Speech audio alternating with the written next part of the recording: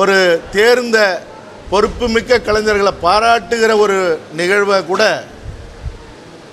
ஒரு மன நிம்மதியோடு நடத்த முடியலங்கிற ஒரு துயரம் இருக்குல்ல, இது உலகத்தில் எந்த இனத்துக்கும் வராது. அப்போ இந்த தமிழ் இனத்துக்குன்னு இருக்கிற தலைவர்கள் எங்கே போனாங்க? நாக்கொழிக்கவா? அந்த அவலத்தை, அந்த ஓலத்தை, அந்த கொடூரத்தை உலகத்துக்கு முன்னாடி வெளிப்படுத்தணும். Our sponsors, National Import Aluminum Modular Kitchen. Make your kitchen your way. உங்கள் வீட்டிற்கே வந்து அளவுகள் எடுத்து சிறந்த முறையில் கிச்சன்களை வடிவமைத்து தருகிறது National Import Aluminum Modular Kitchen. எங்களின் ஐயா சகாயம் அவர்கள் முன்னெடுப்பில், தம்பி கிட்டு அவர்கள் இயக்கத்தில், சகோதரர் கருணாஸ் அவர்கள் தயாரித்து, சகோதரர் சுரேஷ் காமாட்சி அவர்கள் வெளியிட்டு, ஒரு பெரும் போராட்டத்திற்கு பிறகு கூட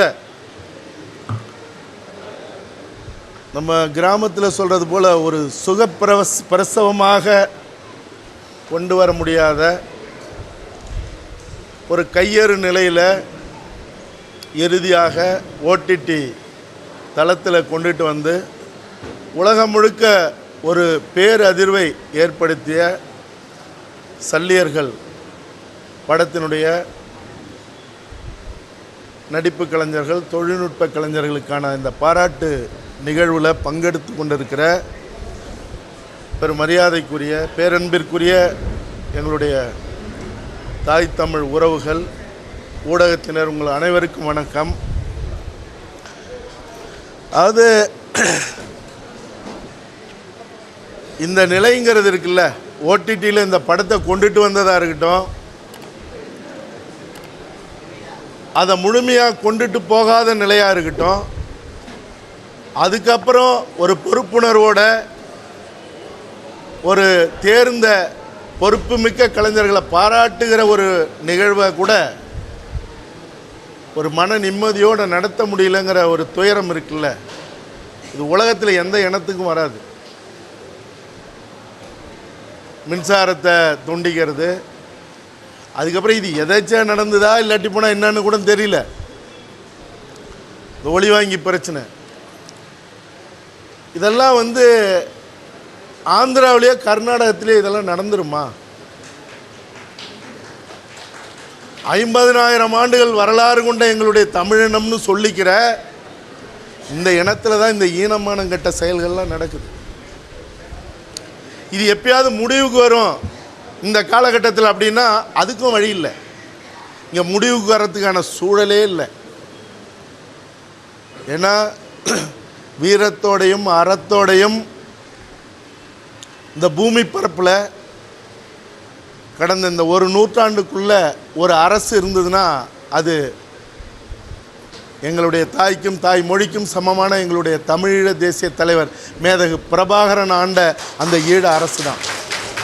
அந்த அரசையும் நாம் வாழற இந்த மண்ணுக்குரிய தமிழ்நாட்டு அரசும் இந்திய ஒன்றிய அரசும் உலகம் முழுக்க இருக்கிற வல்லரசுகளும் சேர்ந்து நின்று வல்லூர்களாக அந்த மண்ணில் கொத்து குண்டுகள், ரசாயன குண்டுகள் வீசி செதைச்சி சின்னாபின்னமாக்கிருச்சு.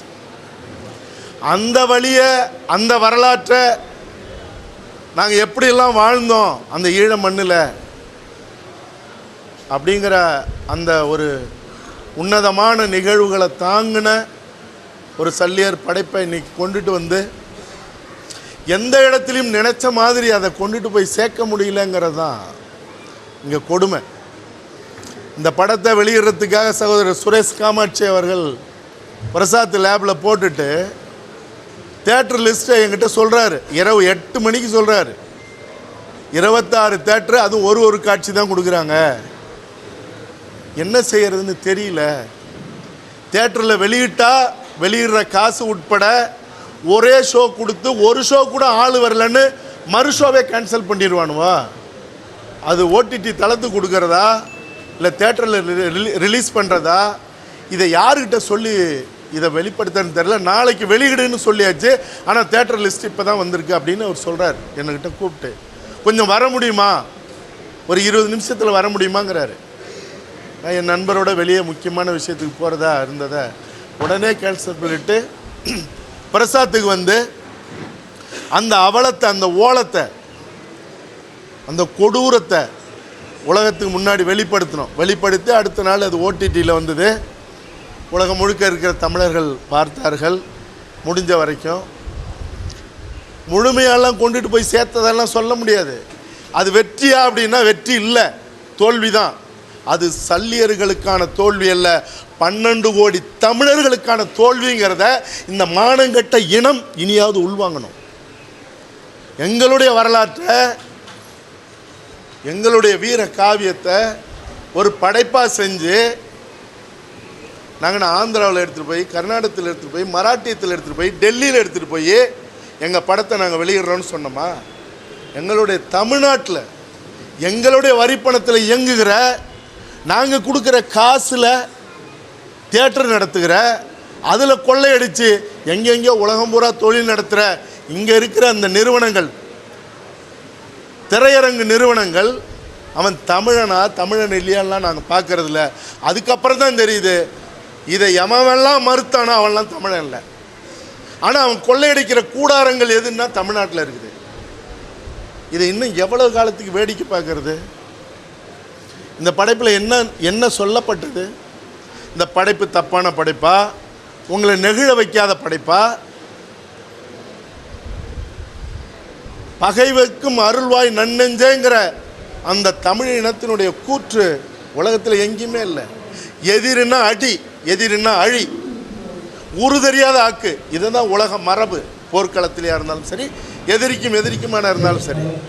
ஒரு போர்க்களத்தில் அவன் நம்மளை கொல்றான் எதிரி, நாம் அவனை கொல்லணும். ஆனால் அடிபட்டு விழுந்த உயிரை எதிரியா நிற்கிற கூட்டம் அவனை தூக்கிட்டு போய் ஓடி ஒவ்வொரு நொடியா அவனுடைய உயிரை மீட்டெடுக்கிற அந்த உன்னதமான மரபு இருக்குல்ல, அது உலகத்திலேயே எங்களுடைய ஈழ மண்ணில் மட்டும்தான் இருந்தது. எங்களுடைய தலைவர் பிரபாகரன் படையில் மட்டும்தான் அது அந்த நிகழ்வெல்லாம் சாத்தியமாயிருக்கு. அது மட்டும் இல்லை, இதெல்லாம் பேசுகிற காலமாக எனக்கு தெரியல. இனி பேசுறதுக்கான இடமே இல்லை. அதாவது நீங்கள் இந்த படைப்பில் ஒரு மருத்துவர் அணி, அந்த மருத்துவர் அணி காப்பாற்றுச்சு, அவங்களையும் வாழ வச்சு நம்மளும் வாழறதுக்கு எப்படி போராடணுங்கிற ஒரு ஒரு ஒரு ஒரு ஒரு அந்த அற்புதமான விஷயத்தை இந்த படைப்பு பதிவு பண்ணியிருக்கு.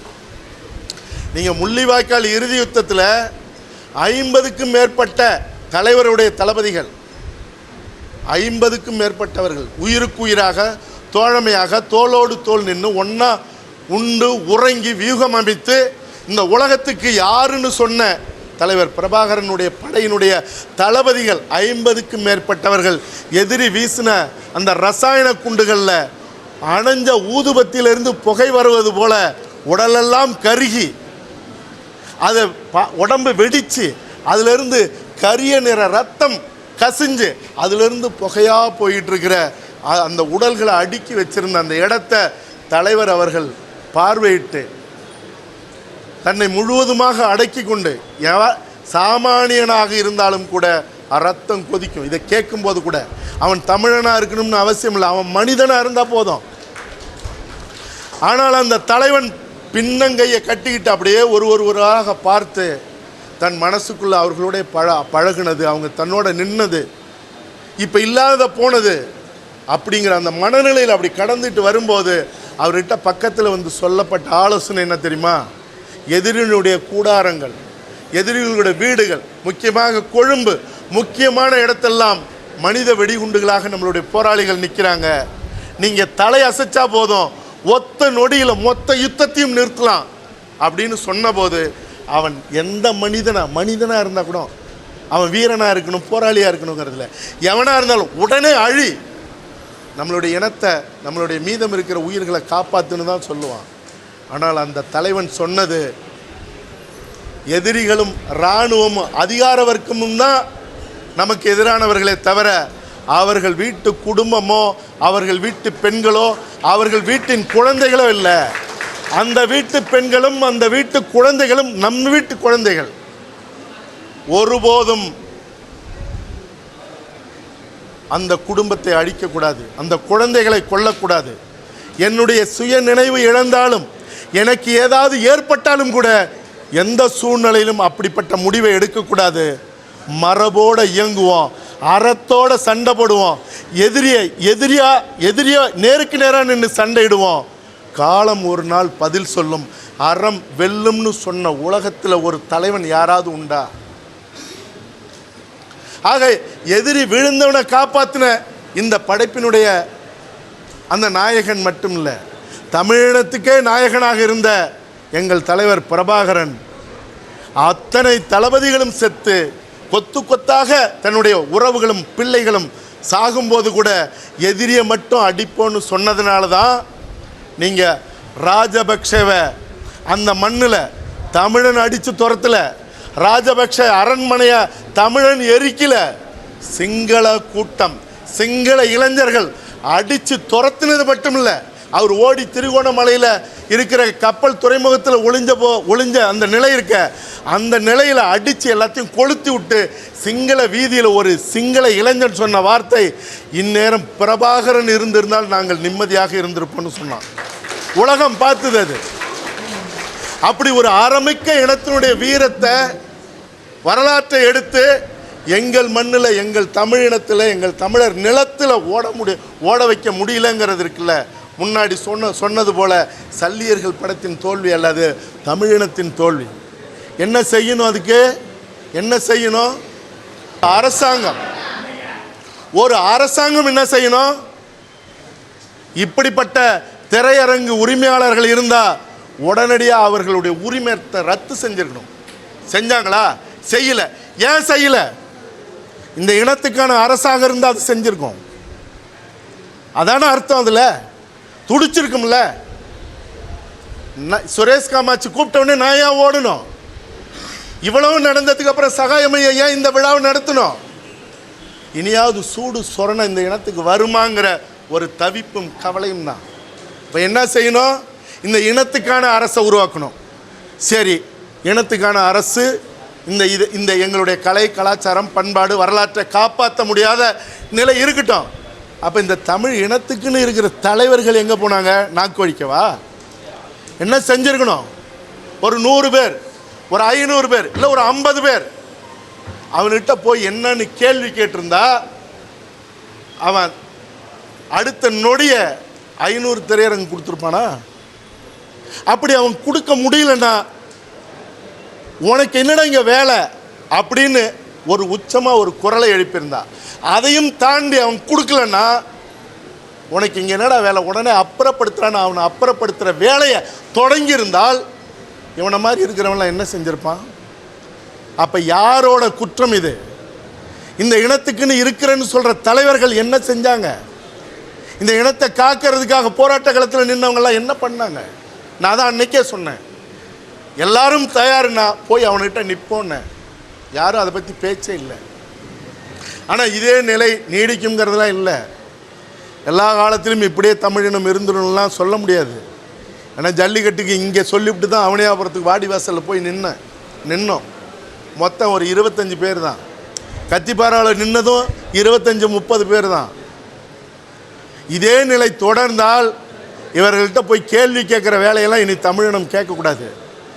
அடியோடு அப்புறப்படுத்துகிற வேலையை செய்யறதுக்கு என்னைக்கு ஒரு செயலாக இந்த இனம் தொடங்குதோ அன்னைக்கு தான் சல்லியர் போன்ற படைப்புகள் தமிழ் இனத்தில் ஒரு பெருங்காவியமாக ஒட்டுமொத்த தமிழினமே கொண்டாடுகிற ஒரு சூழலை உருவாக்க முடியும்.